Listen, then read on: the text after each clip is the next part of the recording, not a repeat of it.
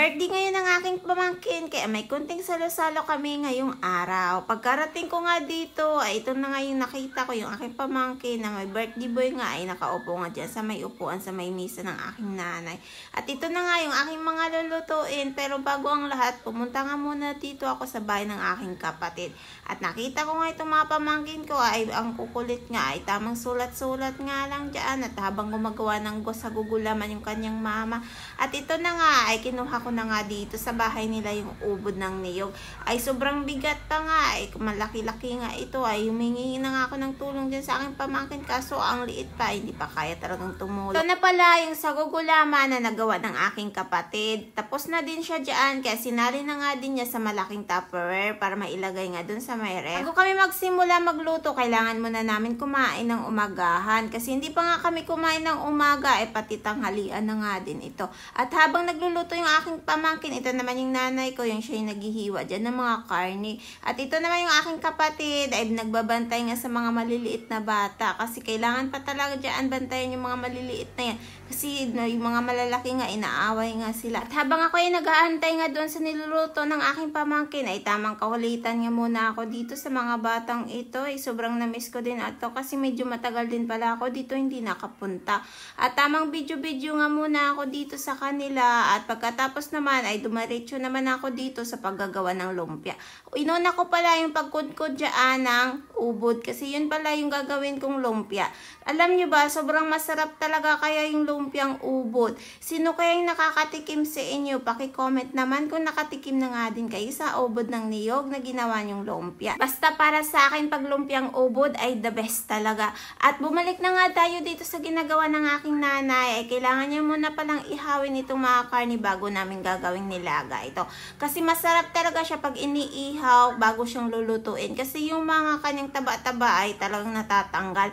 At ako naman, naghiwa na din pala ako dyan ng sibuyas tsaka bawang para din sa akong lumpia. Pero bago ako mag-start magluto, kailangan ko munang kumain. Sakto luto na din pala itong langka na may munggo at tsaka may baboy na din na sahog. Ay sobrang sarap din pala itong niluto ng aking pamangkin. Pagkatapos naman, ito na nga ay nagsimula na nga din akong lutuin nga itong lumpia. Ginisa ko nga lang dyan sa bawang, sibuyas, tapos sinunod ko din pala nilagay itong karne, tapos yan na nga din yung ubod. Kunting mikos-mikos lang din pala dyan. Lagay din pala ako ng 3 perasong itlog dyan, asin, magic sarap at 1 perasong nor cubes. At kunting mikos-mikos lang dyan ay luto na nga din. At pagkahapon, ito na nga naghiwa ako ng bawang, sibuyas, tsaka luya para naman sa nilaga nating ubod. Ito talaga ay kailangan mo na talagang gigisahin bago lulutuin. At bago ang lahat, ito na nga, inisikaso na nga ng aking kapatid itong ubod. Siya na pala yung naghiwa dyan. At ito naman yung aking pamangkin ay tamang sayaw na nga. Siya na nga yung pinabidyo ko sa akin. At ito na nga yung birthday boy ay hindi talaga masabihan. Ay sabi ko nga sa kanya, ikaw talaga lulutuin ko mamaya. Nandyan ka talaga sa aking lulutuan. At ito na nga yung ubod ay natapos na din pala sa paghihiwa dyan yung aking kapatid. Medyo mahirap din pala maghiwa dyan ng niyog na ubod. Medyo may kalakihan kasi itong ating ubod na niyog kaya kailangan talaga lalaki yung maghihiwa dyan. Buti nga nandito nga yung aking kapatid at nandito din pala yung isa kong kapatid ay nagdala na din pala yung kahoy na magagamit. At buti nga madami nga silang kahoy at ito na nga naisipan na nga ng aking kapatid na siya nga din magluluto. At sabi ko ay sige, sabi ko ay mainit din naman itong ating lulutuan at buti nga nandito nga sila, siya na nga din yung nagisa dyan.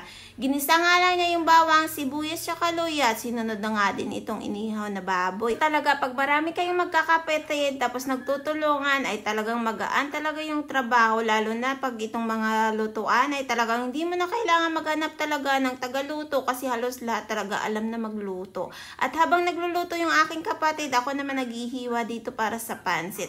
Sila din pala yung magluluto nito. Ako lang yung naghiwa dyan ng mga bawang tsaka sibuyas. At yung mga carrot tsaka repolyo, yung kapatid ko namang babae naghiwa dyan. At ito na nga, yung aking kapatid, nilipat na nga din niya yung kaldero sa kabila. Gawa nga ng magluluto nga dun sa kabila ng pansit. At para magkasya, kasi wala nga kaming kawaling maliit, itong malaki nga yung ginamit namin. 1 kilo lang naman na pansit, pero sobrang dami na nga ito para sa amin. Kasi wala din namang bisita bisita yung aking pamangkin, kami lang naman. Yung kapatid ko na din pala yung nagluto dyan ng pansit. O diba, ako tuwang-tuwa kasi wala akong ginawa. Naghiwa-hiwa nga lang ako ng bawang, tsaka sibuyas, tsaka luya. Sila na nga din talaga yung nagluluto dyan. Nakakatuwa lang talaga na makikita mo talaga yung mga kapatid mo na nagtutulungan. At ito naman yung nanay nila ay tamang upo-upo na nga lang. At naabutan na nga kami dyan ng gabi, pero lumpia na lang din naman yung hindi pa natapos. At ito na nga, yung mga pamangkin kong makukulit ay tamang kulitan na nga lang din sila dyan. At ito pala, may dinagdag din palang pizza, tapos cake, at saka lechon manok yung aking kapatid. Sobrang dami na nga ito talagang handa niya kasi wala din naman siyang bisita at di naman umuwi yung iba kong pamangkin. At ito na nga, tapos na nga din kami maghain dyan. At ito na pala yung mga handa niya, pansit, kanin, at nilagang baboy, at itong lumpiang ubod, at may pizza na din, at cake. At mayroon din palang gulaman na napakasarap talaga. At sigurado talaga yun mauunang maubos mamaya. Lalo na itong pizza, ubos talaga to sa mga batang makukulit na to. Lord, maraming salamat pala sa binigay mong birthday sa aking pamangkin. At sana marami pa talagang birthday na ibibigay mo sa batang ito. At medyo bawasan mo na din to ang kanyang kakulitan. At ayan na nga, nagpray na nga kami dyan. At kumanta na nga din ng birthday. At makinig na lang muna kayo. Hey, happy birthday, happy birthday to you. Happy birthday to you. Happy birthday to you. Happy birthday, happy birthday, happy birthday, Santa Gidi. Oh, Gidi pa, Gidi. Yeah. Pwede mo patay. Oh, sanda pa mga kunganda. Oh, picture. Picture na yun. Oh, sa awidyan sa dito. Konting picture-picture nga itong mga batang ito. Pagkatapos ay kumain na nga din kami. Paano ba yan? Yan muna for today's video at maraming salamat po sa inyong lahat. Ingat po kayo. God bless.